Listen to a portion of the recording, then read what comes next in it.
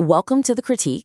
This material is a deeply emotional, motivational script validating the audience's feelings of isolation as proof of a profound, ongoing personal transformation. And let's dive right in. The relentless emotional intensity of the piece creates a powerful initial impact, but the lack of structural pacing eventually risks exhausting the audience. Yeah, it's such a fascinating dynamic to open with. Right? Because the material sets this remarkably high-stakes tone from the very first line, which is great for hooking attention. But the weakness here is that the script delivers a continuous, unbroken stream of high-stakes emotional revelation. Without any breaks. Exactly, without giving the audience necessary moments to breathe or process the sheer weight of these ideas. I mean, we're looking at text that compares the listener's internal transformation to a literal death, describes the breaking of a sealed container, and then almost immediately drops them into the terrifying rapids of a rushing river. It's a lot. It is. And because the material continuously circles that exact same intense theme of shedding an old identity without pausing,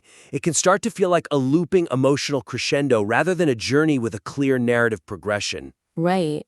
It's a bit like an action movie where the car chase lasts for 2 solid hours. Yeah. No matter how well choreographed the explosions are, eventually the audience's sensory receptors just numb out. You absolutely need those quiet dialogue scenes so the audience can catch their breath before the next big stunt. Definitely. As I understand it from the notes, the argument here is that the listener is undergoing a fundamental shift in who they are. They are terrified, and the author passionately wants to validate that terror. But human emotion, especially in a narrative format, requires contrast. If you hold the pedal to the floor the entire time, we lose the impact of the final act because the reader has been sprinting since paragraph 1. That makes sense. But could the evidence also support a different conclusion? Like, let me play devil's advocate for a second. Sure. What if that exhaustion is entirely intentional? The listener is coming to this material because they already feel completely drained by their life. If the script mirrors that exhaustion through an unyielding structural intensity, isn't it just matching their reality? I see where you're going with that, but I think there's a difference between reflecting a reader's emotional state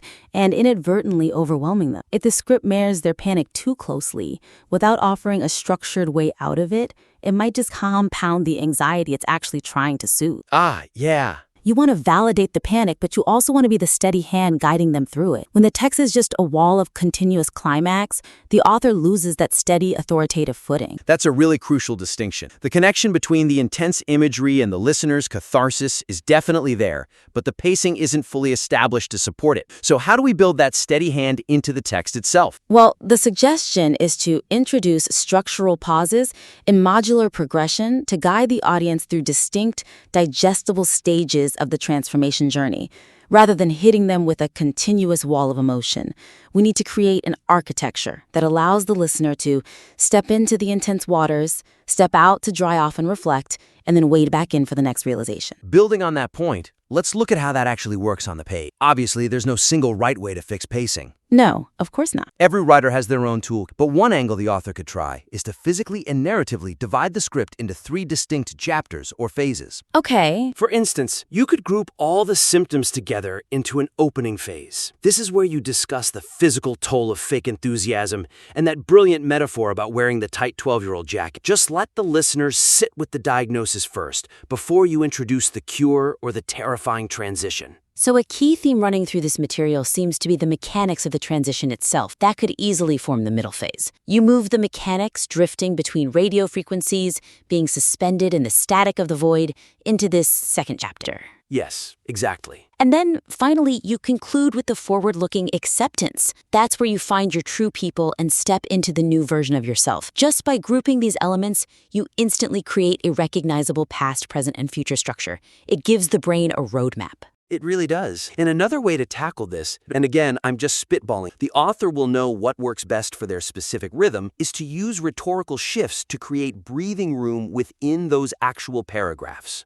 Right. After heavy, catastrophic statements like watching your entire life fall apart, the script desperately needs a pause. You could transition into a softer, reflective question. Something like, What would happen if you simply stopped fighting the current? By shifting from a declarative, intense statement to an open-ended, gentle question, you let the listener digest the metaphor before you drag them into the next concept. That rhetorical balance shifting is critical. It allows the audience's nervous system to reset. They process the heavy realization. They literally take a physical breath, and then they are ready for the next profound piece of imagery, which actually brings us to our next area of focus, looking at the language itself. Yes. Relying heavily on familiar self-help terminology occasionally dilutes the unique, visceral metaphors that otherwise make the piece stand out. I found myself really pausing on this aspect of the script because the contrast is so stark. The weakness is that the script leans on well-worn genre clichés such as dimming your light,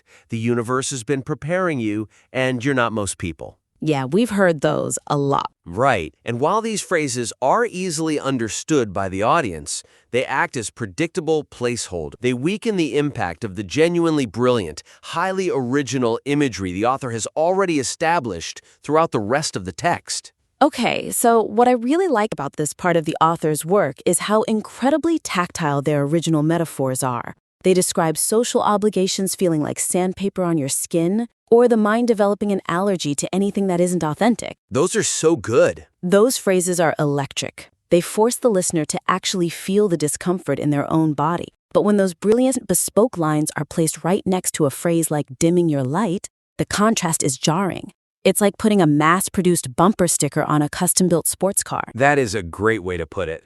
Dimming your light is an abstraction that the brain simply glosses over because it has heard it on 1,000 different motivational posters. Is there a risk, though, that if we strip away all those familiar tropes, the listener might feel untethered? Sometimes writers use clichés as handrails because they know the audience recognizes them. It's a shorthand for comfort. I agree that they act as shorthand, but the question is whether this specific script needs them. When a listener hears, "The universe has been preparing you," their brain categorizes the script as standard motivational background noise. They stop actively engaging. Yeah, they just tune out. Exactly. And that actually works against the core premise of the material, which is explicitly telling the listener that they are undergoing a unique, unprecedented shift. If the shift is so profound and deeply personal, the language used to describe it shouldn't be something you can find on a generic greeting card. The author is clearly talented enough to build their own handrails. That's a fair point. If the goal is to validate a deeply isolating experience,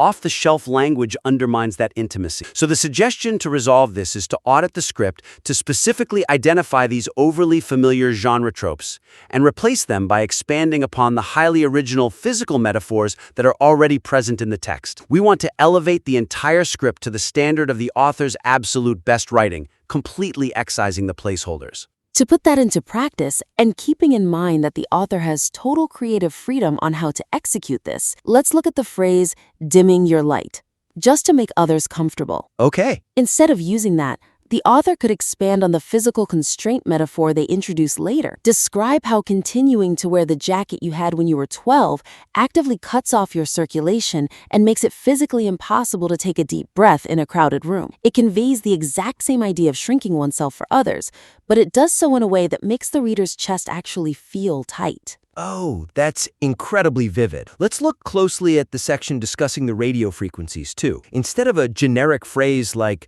"The universe has been preparing you," the author could lean much deeper into that radio analogy. Yes. They could explain how the static of past betrayals and the distortion of lost opportunities were actually just the dial fine-tuning itself to catch the right signal. This takes a very standard spiritual cliché and grounds it in a vivid auditory metaphor that perfectly aligns with the imagery they've already been building for the last 3 pages. I love how that weaves the theme together. And what if we looked at it from the perspective of the closing arguments? There is that line near the end that says, "You're not most people." Right, a classic line. It's a very standard motivational hook to make the reader feel special. But again, there are a million different ways to say this that feel more earned. What if we replaced "you're not most people" with a sharper observation about the exact type of courage required to let go of the handrails and stand willingly in those disorienting rapids? Yeah. You could say something like, most people will cling to a miserable shore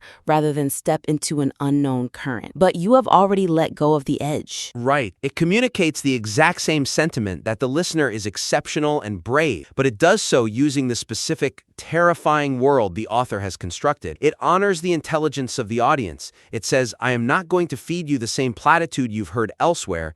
I'm going to pull you into a completely new way of visualizing your struggle. And speaking of how the listener visualizes their struggle, we need to examine how the script positions the listener against the rest of the world. Yes, absolutely. The persistent framing of external relationships as inherently adversarial risks distracting listeners from the deeper message of internal, self-guided evolution. Where I think the author accidentally trips up here is how they frame the outside world. The weakness we are addressing is that the narrative heavily contrasts the emerging self with the misunderstanding, fear, or discomfort of others. It does do that a lot. The script frequently mentions people calling the listener selfish, it references society's restrictive blueprints, and it talks about holding up a brutal mirror to their friends' unlived lie. Now, while this effectively validates the listener's feelings of isolation and makes them feel seen in their loneliness, it creates a highly defensive us versus them dynamic. I hear that, but let's explore the other side of the coin for a moment. Doesn't the listener need to feel a little defensive to protect their new boundaries?